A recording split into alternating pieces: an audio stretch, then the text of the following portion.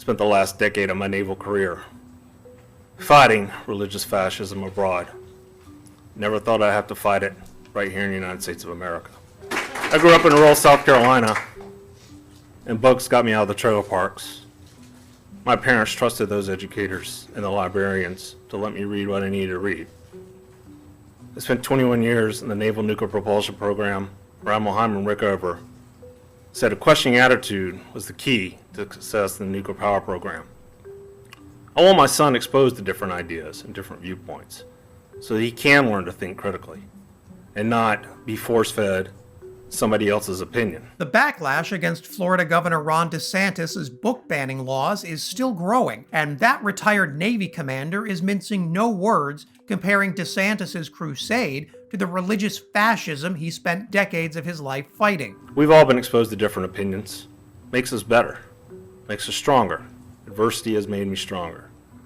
I didn't sacrifice 21 years of my life to stand idly by while religious fanatics and other fanatics try to impose fascism on my country.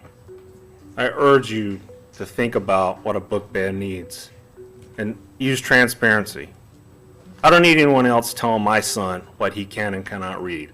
I'm very perfectly capable of determining that for myself. None of this used to be controversial, but in this time of creeping authoritarianism masked as Christianity, things that used to be normal are now overt political acts. That includes protecting your child's right to read freely. But Florida's transition into a religious extremist autocracy isn't slowing down, it's accelerating. Take Florida's Don't Say Gay law, which bans any discussion of sexual orientation or gender in grades K through 3, or at least it used to. On Wednesday, Florida's Board of Education voted to expand the Don't Say Gay law to include everyone from kindergartners to 12th grade. That's right, it's now a legally punishable offense to talk about transgender people at any Florida school to any Florida student of any age. What makes this worse is how quickly the cancer grew. When Ron DeSantis first campaigned for his Don't Say Gay bill, he made crystal clear that this was just about protecting very young children. And DeSantis really super promised this kind of law would never apply to older students. It's basically saying, for our younger students, do you really want them being taught about sex? DeSantis told reporters in 2022. But as Ron DeSantis knows, this bill was never about protecting kids. It was about passing a law that has now been expanded into something most Floridians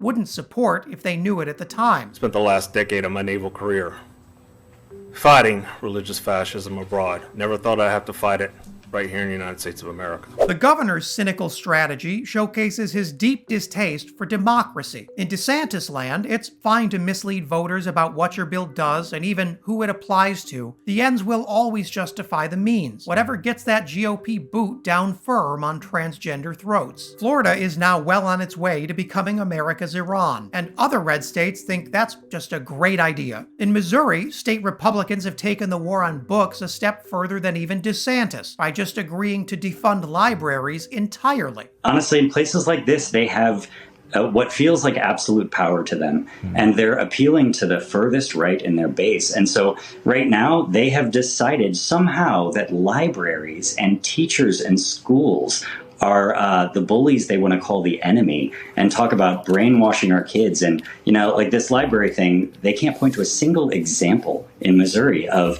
something inappropriate and obscene being given to a kid, but they're going to manufacture this problem to work up their base.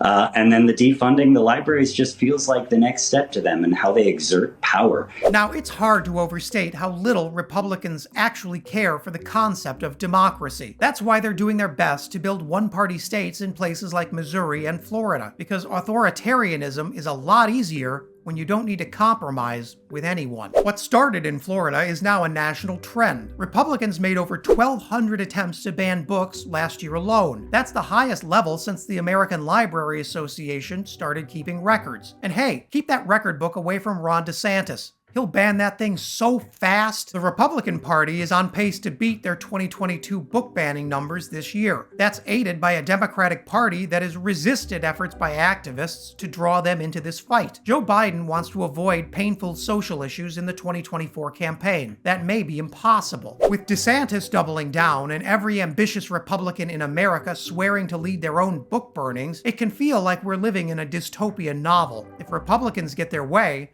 that'll be one more book you'll never be allowed to read. And if that isn't enough, check out this video about a Texas cop who racially profiled an innocent family. And you won't believe the excuse this officer made up to justify his harassment. And as always, thanks so much for watching.